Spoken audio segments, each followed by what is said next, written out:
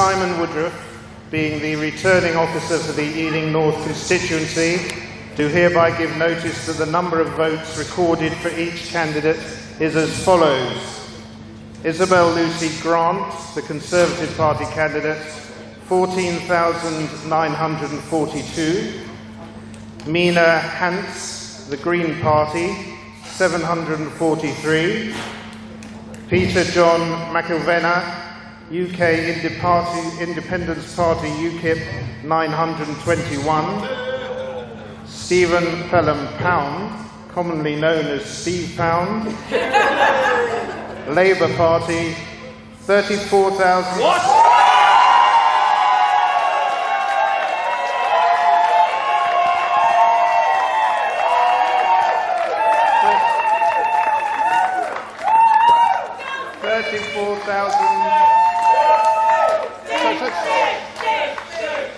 34,635.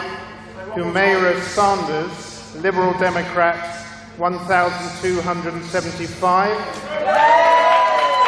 The total number of papers rejected was 152, and I do hereby declare that the said Steve Pound is duly elected as Member of Parliament for the Ealing North constituency.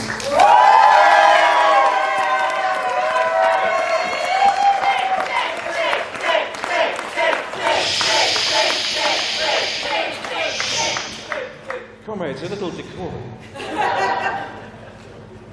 Mr. Mayor, thank you very much indeed for declaring so well and so audibly. Can I tell you officially that I have discussed with my agent and we will not be asking for a recount.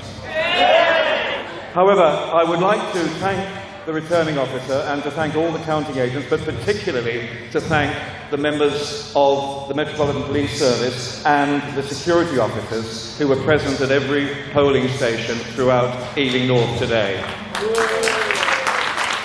I've never known a time when we've had to have such a strong police and security presence. On the one hand, it says something sad about our society and our city.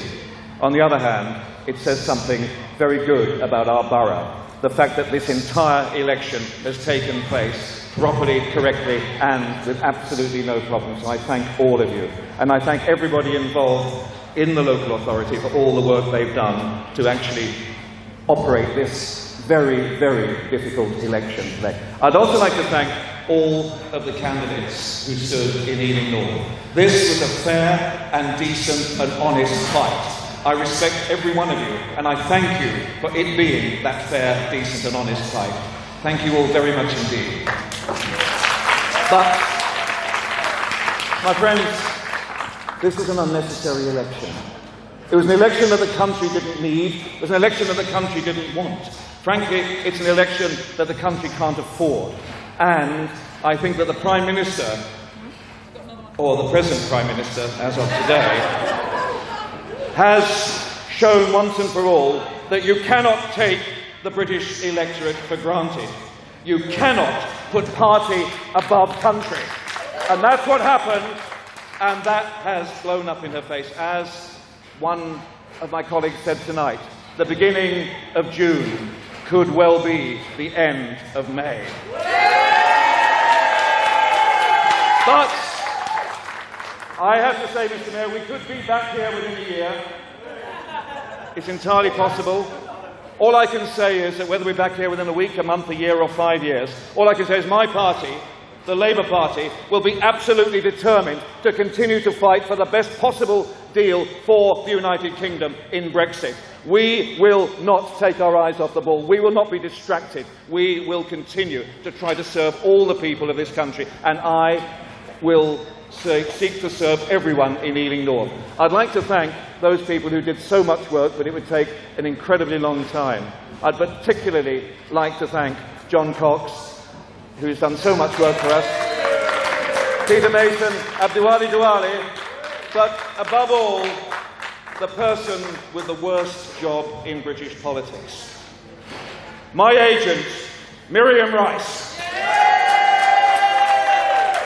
who has somehow increased my majority, despite the candidate.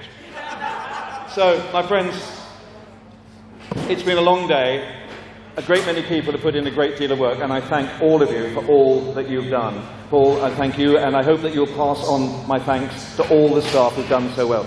I just reiterate what I said at the beginning about the police and the security people. This was an unusual election, but it was a successful election, and it showed that democracy will never be beaten, that democracy is strong, democracy does have deep roots, and democracy will triumph and always survive. No matter what happens, we in this country will cling true to those democratic ideals. So, my friends, see you in a couple of months.